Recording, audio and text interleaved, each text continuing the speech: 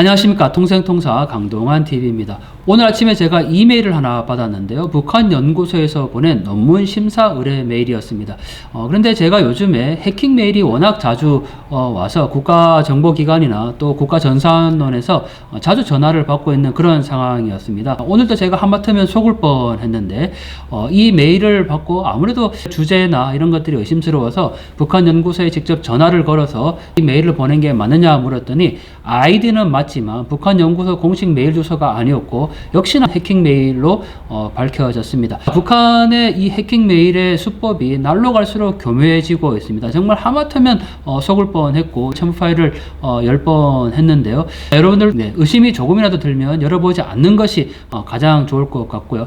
한편으로 또 이 메일을 보면서 도대체 우리는 그러면 뭘 하고 있는가라는 생각이 들었습니다. 북한은 사이버 공작을 통해서 저렇게 하루가 다르게 교묘하게 정치 공작을 계속하고 있는데 우리의 지금 사이버 안보는 과연 잘 되고 있는가라는 생각도 들었고, 또 오늘 아침에 속보가 하나 나왔죠. 통일부 장관이 대북 전단법과 관련해서 일부 오해가 있었다, 그리고 객관적으로 잘 보지 못하기 때문에 그렇다라는 이야기를 오늘 아침에 했습니다. 그리고 더 중요한 거는 지금까지 그러한 활동들이 북한 인권에 하등에 도움이 되지 않는다 라고 또 밝혔습니다. 자, 통일부 장관을 비롯해서 지금 이렇게 발언하고 계시는 분들 굉장히 부끄럽지 않습니까?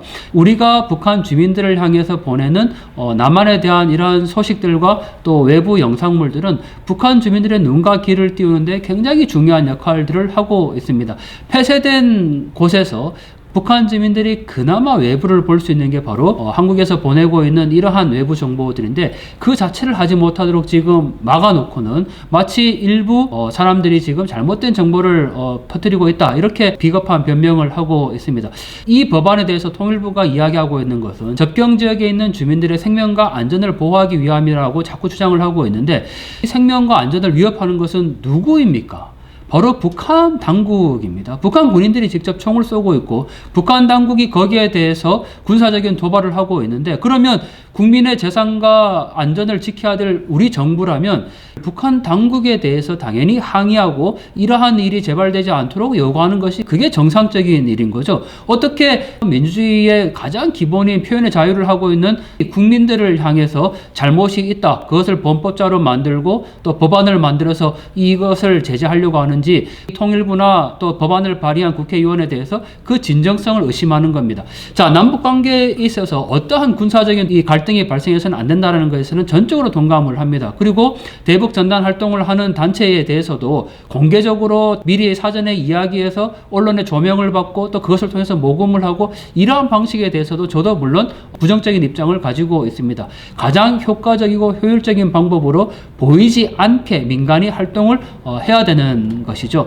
자, 그런 점에서 분명히 보완할 점은 있지만, 그렇다고 그것을 법으로 엄격히 제한하고 잠재적인 범법자로 만드는 것, 더 나아가서 표현의 자유를 제한하고 또 북한 주민들을 향해서 보내고 있는 이러한 활동 자체에 대해서 불법이다라고 규정하는 것은 휴전선 이북 지역에 있는 그들이 외부 세계를 알아가기 위해서 그러면 우리가 도대체 무엇을 할 수 있습니까? 정부가 공식적으로 나서서 대북 심리전을 지금 하고 있습니까? 아니면 정부가 나서서 앞으로 북한 주민들을 향해서 외부 영상물을 보낼 수 있습니까? 통일부 장관이 북한과 협상을 할 때 남한의 영상물들을 북한 주민들에게 좀 보낼 수 있도록 조치해 주십시오, 이렇게 얘기할 수 있습니까? 못하지 않습니까? 이러한 활동들을 할 수 있도록 보장은 못할지언정 최소한 막지는 말아야 할 것입니다. 자, 올해가 독일 통일 30주년이었는데 동독 주민들은 서독의 방송을 보았고 가장 결정적인 순간에 동독에서는 혁명이 일어났죠. 동독 주민들은 서독의 자유민주주의와 자본주의를 선택한 결과입니다.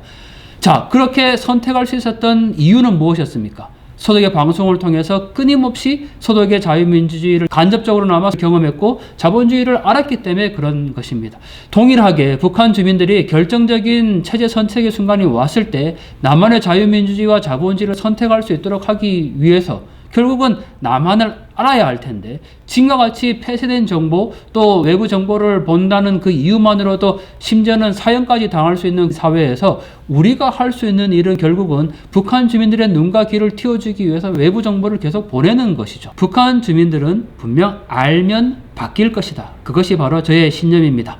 우리가 누리고 있는 이 자유민주주의와 인권과 자본주의를 북한 주민들도 함께 누릴 수 있도록 우리의 모든 활동들을 해 나가야 할 것입니다. 이 법안을 처음 발의한 송영길 의원이 얼마 전 부산 명예시민이 되었다고 합니다. 지금 부산시장이 없는 거 다 아시죠? 성문제로 부산시장이 지금 공석인데 부산 명예시민증을 송영길 의원에게 줬다고 합니다. 최전방 지역인 병영도로 이전을 해야 될까 고민 중인데 어쨌든 이 법안을 발의한 송영길 의원과 같이 부산 시민이라는 게 너무너무 부끄러운 날입니다.